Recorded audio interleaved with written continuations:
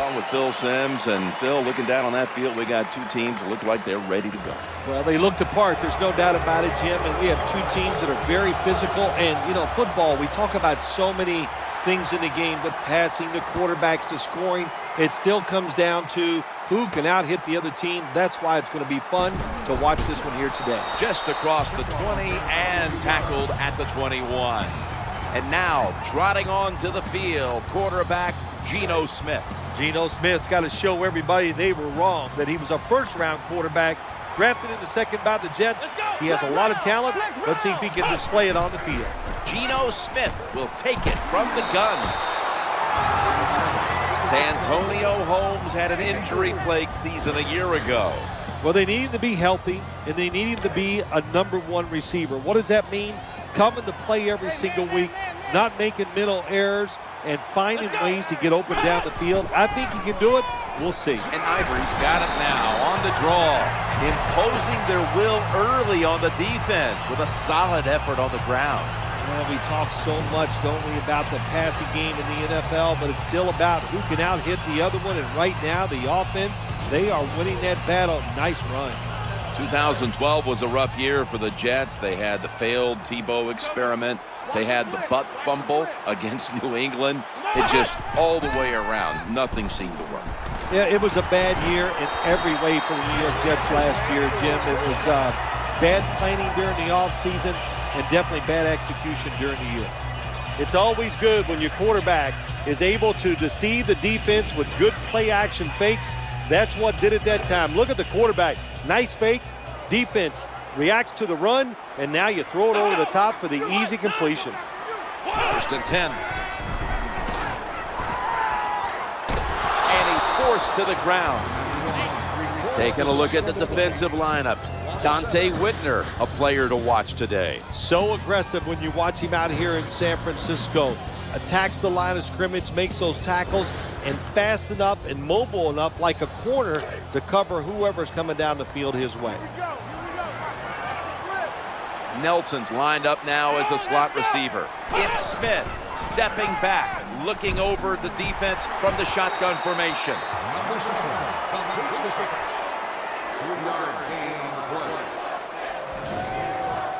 Sometimes the receiver just has to make a great catch. That's what happened on that play. Here's the thing about the Jets this year. You don't really know how to define them. Who are they? What do they stand for? What is the strength of their team? This is really starting over, I think. They got to make a lot of changes. They got to get their salary cap issues, get those behind them. Then you can start building towards what you want to become. And, well, I think they made a nice hire. Marty Mornhinweg on the offensive side. He'll give them a good identity. We'll see if the defense. The ball is jarred loose. One thing coaches hate when their offense is on the field is fumbling the football, because a lot of times it's just bad.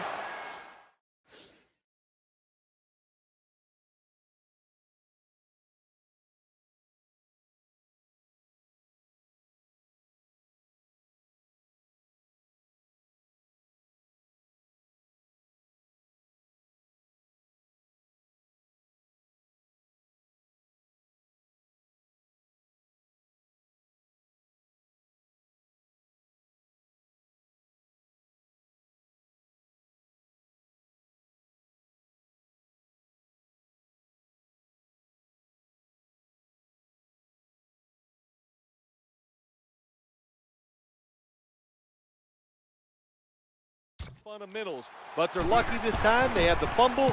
They're able to get on top of it.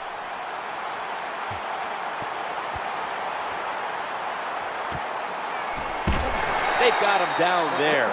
Kaepernick's heading out now. He'll, of course, be leading this offense today. Well, I know Colin Kaepernick, quite a lot of people with this play during the playoffs last year, making so many dynamic throws down the field and some exceptional runs, too. Halfway through this first quarter now, and he's thrown to the ground.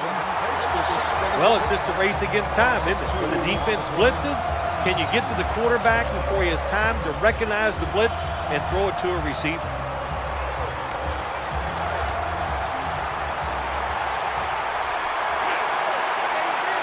McDonald's playing out of position in the backfield here. Challenging the defenders to the right side. And almost picked off. Frank Gore is the 49ers' all-time leading rusher. It's amazing when you look at Frank Gore. He's had so many injuries in his college and pro career and still has the speed and the moves and the power to get it done in the game. Forces a 3-and-out. And the starting lineups have been brought to you by Papa John's, where you always get better ingredients, better pizza. The punt team is in place and ready to perform. Here's the snap back, and it's a fake. They're running a fake. It's right. Brought down just 2 yards shy of the first down marker. Nowadays, we see it all the time, don't we? Quarterbacks break and contain, stepping up in the pocket, getting outside, and more we're seeing these guys are getting better at throwing the football while on the run.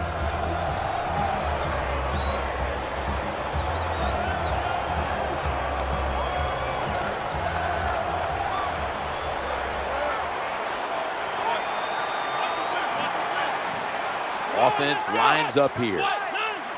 1st and 10. And Ivory's going to secure the handoff. Number 33 on the carry. 1 yard gain. Good job by the defense that time. Everybody's expecting a pass. They were ready for the run, and they stopped the offense for a short gain in the red zone. The quarterback's coming to the line, hoping to avoid being sacked for a 3rd time. And the quarterback will bail out on this play and slide feet first.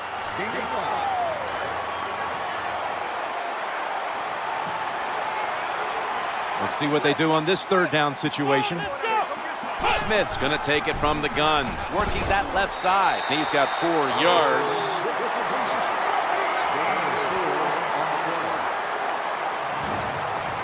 Take the points. That's what I'm telling you, Coach. Take the points. You didn't get it done on 3rd and goal. Get 3 points and keep momentum on your side. Should be what we call a gimme.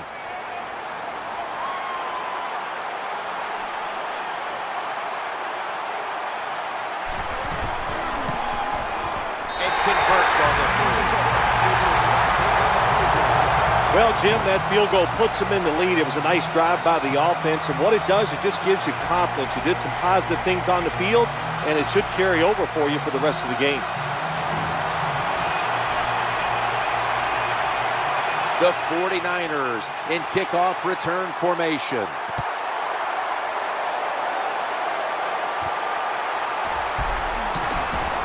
And he's tackled right at about the 28-yard line.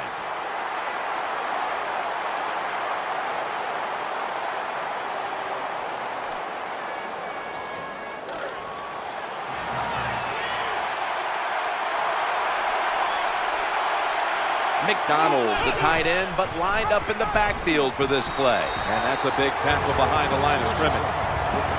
Quentin Coples is a former first-rounder out of North Carolina. Yeah, and he's a guy, when you play against Quentin Coples in the New York Jets, he's good against the run and also athletic enough from the inside defensive tackle position to get sacks on the quarterback. Jumps up into the air and makes the grab.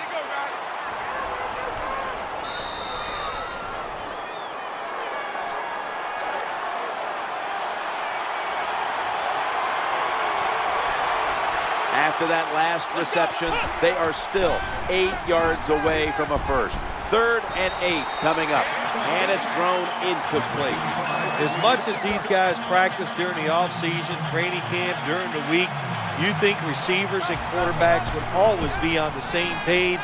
That time they were not, and it's another incomplete pass. That was an awesome job that time by the quarterback getting out of the pocket. He keeps the play alive and able to throw it down the field for a nice completion.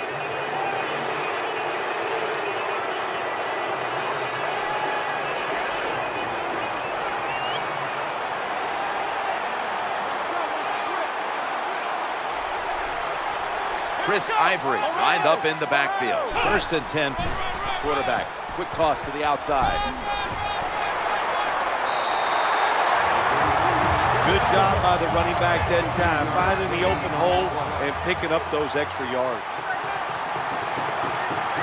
Here they come back to the line after picking up over 20 yards on that last play. Picks up about